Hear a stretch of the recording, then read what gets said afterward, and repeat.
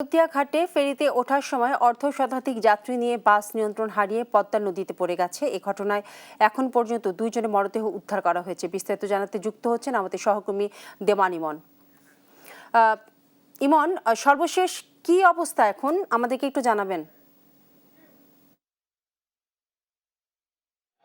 জি, যেমনটি জানেন যে আজকে বিকাল 5:30 নাগাদ সৌহার্দ্য পরিবহনের যে বাসটি নিয়ন্ত্রণ হারিয়ে এই দৌলতদিয়া এলাকায়, যেটি 3 নম্বর ফেরিঘাট এলাকায় কিন্তু সেটি নদীতে পড়ে যায় এবং সেই ঘটনার পরপরই কিন্তু 11 জন ছাত্রে পারে ওঠে এবং পরবর্তীতে কিন্তু আরও 5 জনকে কিন্তু এখানে উদ্ধার করা হয়। যে 5 জনের মধ্যে 2 জন নারীর কিন্তু মরদেহ পাওয়া গেছে এবং বাকি যারা তাদেরকে কিন্তু এখন এই গোয়ালন্দ যেই স্বাস্থ্য কমপ্লেক্স রয়েছে সেখানে কিন্তু চিকিৎসাধীন অবস্থায় কিন্তু তারা রয়েছেন। এখনকার যে চিত্রটি আমরা দেখছি যে বেশ কয়েকটি উদ্ধারকারী দল কিন্তু এখানে উদ্ধার অভিযান পরিচালনা করছেন। পাশাপাশি কিন্তু উদ্ধারকারী জাহাজ যেটি হামজা, সেটিও কিন্তু তাদের যে উদ্ধার তৎপরতা সেটি কিন্তু অব্যাহত রেখেছেন। তবে এখনো পর্যন্ত যেই পরিবহনটি নিয়ন্ত্রণ হারিয়ে পানিতে পড়ে গেছে সেটিকে কিন্তু এখনো পর্যন্ত উদ্ধার করা সম্ভব হয়নি। তবে উদ্ধার তৎপরতা সেটি কিন্তু আমরা দেখতে পাচ্ছি যে এখনো কিন্তু চলমান রয়েছে। প্রথম দিকে 30 ফুট গভীরে কিন্তু বাসটিকে শনাক্ত করা গেলেও এখন পর্যন্ত কিন্তু সেটিকে উদ্ধার করা সম্ভব হয়নি। ডুবুরি দল যেটি বলছে যে প্রথম দিকে 30 ফুট গভীরে সেটাকে শনাক্ত করা গেলেও সেটি কিন্তু এখন 80 ফুটের কাছাকাছি সেটিকে পাওয়া যাচ্ছে এবং এখন পর্যন্ত যেহেতু এলাকায় যেহেতু এখানে যেহেতু গভীর পানি এবং সেই কারণে কিন্তু এখনো পর্যন্ত এই বাসটিকে উদ্ধার করা সম্ভব হয়নি। এখানে দেখতে পাচ্ছি যে আইনশৃঙ্খলা বাহিনী যারা রয়েছেন, যেহেতু এখানে প্রত্যক্ষদর্শীদের কিন্তু একটি ভিড় রয়েছে, তাদেরকে সামাল দিতে আইনশৃঙ্খলা বাহিনী তারাও কিন্তু কাজ করে যাচ্ছেন। পাশাপাশি ডুবুরি যারা রয়েছেন তারা কিন্তু তাদের যে উদ্ধার তৎপরতা সেটি কিন্তু আমরা দেখতে পাচ্ছি। পাশাপাশি বিআইডব্লিউটিএ এবং বিআইডব্লিউটিএ থেকে শুরু করে অন্যান্য যারা রয়েছেন তারাও কিন্তু দেখতে পাচ্ছি যে এই যে উদ্ধার অভিযান সেটিতে কিন্তু তারা সহযোগিতা করে যাচ্ছেন। কিছুক্ষণ আগে গোয়ালন্দ ঘাট থানার যিনি ওসি রয়েছেন তিনি আমাদেরকে কিন্তু জানিয়েছেন যে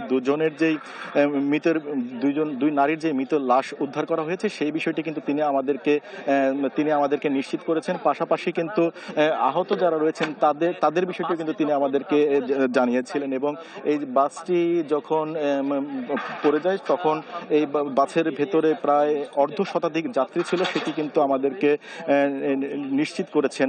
যে স্থানটিতে আমরা বিভিন্ন মাধ্যমে তথ্য নিয়েছি, যে স্থানটিতে কুষ্টিয়ার যেই এলাকাটি থেকে এই বাসটি ছেড়ে এসেছিল সেখান থেকে 6 জন যাত্রী এবং পথের মধ্যে এসে কিন্তু আরও বেশ কিছু 36 জনের মতো যাত্রীকে কিন্তু এই বাসে তোলেন এবং এই বাসটি যখন এইখানে যখন নিয়ন্ত্রণ হারিয়ে পদ্মা নদীতে যখন পড়ে যায় তারপরে কিন্তু সেটি কিন্তু এখানে তারপর থেকে কিন্তু উদ্ধার তৎপরতা শুরু করে প্রথমে 2টি ডুবুরি দল এই উদ্ধার তৎপরতা চালালেও কিন্তু বর্তমানে কিন্তু বেশ কয়েকটি উদ্ধার দল কিন্তু উদ্ধারে কিন্তু ডুবুরি দল কিন্তু তারা কাজ করছেন। পাশাপাশি এখানে দেখতে পাচ্ছেন যে উদ্ধার জাহাজ যেটি হামজা সেটিও কিন্তু এখানে নিয়োজিত রয়েছেন।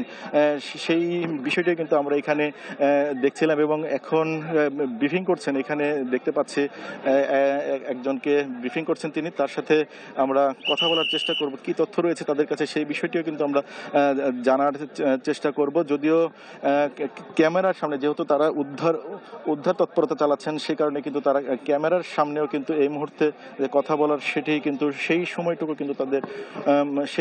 কিন্তু তারা দিতে পারছেন না এবং এখানে দেখতে পাচ্ছি যে আইনশৃঙ্খলা বাহিনীতে কিন্তু নিয়োজিত রয়েছেন সেনাবাহিনী যারা সদস্য রয়েছেন, তারাও কিন্তু এই উদ্ধার অভিযানের যেন কোনো ধরনের বিশৃঙ্খলা সৃষ্টি না হয়, যেহেতু এখানে আহত এবং নিহতের যারা স্বজন তারা কিন্তু এপারে রয়েছেন এবং যারা এখনো পর্যন্ত নিখোঁজ রয়েছেন সেই নিখোঁজদের স্বজনরাও কিন্তু এই পদ্মা নদীর পাড়ে কিন্তু তারা এসে কিন্তু তাদের আহাজারি করছেন এবং সেখানে যেন কোনো ধরনের বিশৃঙ্খলা না হয় সেই ব্যাপারেও কিন্তু যারা আইনশৃঙ্খলা বাহিনীর সদস্য তারা কিন্তু নিয়োজিত রয়েছেন এবং এখনকার পর্যন্ত কিন্তু যেই বাসটি যেটি তলিয়ে গেছে সৌহার্দ্য পরিবহন সেটি কিন্তু এখনো পর্যন্ত উদ্ধার করা সম্ভব হয়নি। তো এই ছিল আমার কাছে এই দৌলতদিয়া ঘাট থেকে বিস্তারিত।